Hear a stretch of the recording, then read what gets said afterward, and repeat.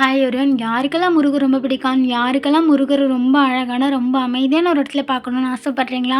அப்படின்னா உங்களுக்கான வீடியோ தான் இது. அதுக்கு நீங்க வர வேண்டிய இடம் நம்ம அறள்வாழ்மொழி தான். ஸோ அறள்வாழ்மொழிக்கு வந்துட்டு வழி தெரியல அப்படின்னா, நீங்க அறள்வாழ்மொழிக்கு வந்துட்டாலே போதும். அங்கே உள்ளவங்ககிட்ட மலை மேலே உள்ள முருகர் கோவிலுக்கு எப்படி போகணும்னு கேட்டாலே அவங்க வழி சொல்லுவாங்க. ஸோ அதன்படி நம்ம மலை ஏற வேண்டியது தான். இப்போ மலை ஏறி போகணும் அப்படின்னா 1 மணி நேரம் போல ஆகும். நீங்க கோவிலுக்கு தான் வரணும்னு இல்ல. உங்களுக்கு ட்ரெக்கிங் பண்ண பிடிச்சிருக்கு, இல்ல அட்வென்ச்சரா ஏதாச்சும் பண்ணணும்னு ஆசைப்படுறீங்க அப்படின்னா, கண்டிப்பா நீங்க இந்த மலைக்கு வந்து விசிட் பண்ணலாம்.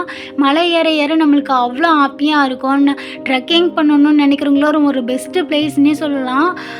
இந்த மலை ஏற ஏற இந்த ஆரல்வாழ்மொழியோட மொத்த அழகையும் நம்ம ரசிச்சுட்டே ஏறலாம். இன்னும் ரொம்ப அழகா இருக்கும். இந்த அழகை வந்து இன்னும் அழகு சேர்க்குற மாதிரி ரொம்ப அழகா, ரொம்ப அமைதியா நம்ம முருகப்பெருமான் மலை மேலே இருக்காங்க. ஸோ முருகரை பிடிக்கும் அப்படின்னா, ஒரு முறையாச்சும் இந்த கோவிலுக்கு வந்து பாருங்கள். ரொம்ப அழகான ஒரு இடத்துல ரொம்ப அமைதியாக இருப்பாங்க முருகர். அவர் வந்து வணங்கும் போது நம்ம மனசுக்கு அவ்வளோ நிறைவாக இருக்கும். கண்டிப்பாக நீங்கள் வந்து எல்லாருமே ஒரு முறையாச்சும் வந்து பாருங்கள். எவ்வளோ ஒரு அழகான ஒரு இடத்துல முருகர் ரொம்ப அமைதியாக, ரொம்ப அழகாக இருப்பாங்க. பார்க்கும்போது அவ்வளோ நிறைவாக இருக்கும். அது மட்டும் இல்லாமல் இந்த அறள்வாழ்மொழியோட மொத்த அழகை நம்ம மலை மேலேருந்து ரசிக்கலாம். அவ்வளோ அழகை நம்ம பார்த்து ரசிக்கிறதுக்கான வாய்ப்பு நம்மளுக்கு கிடைக்கும்.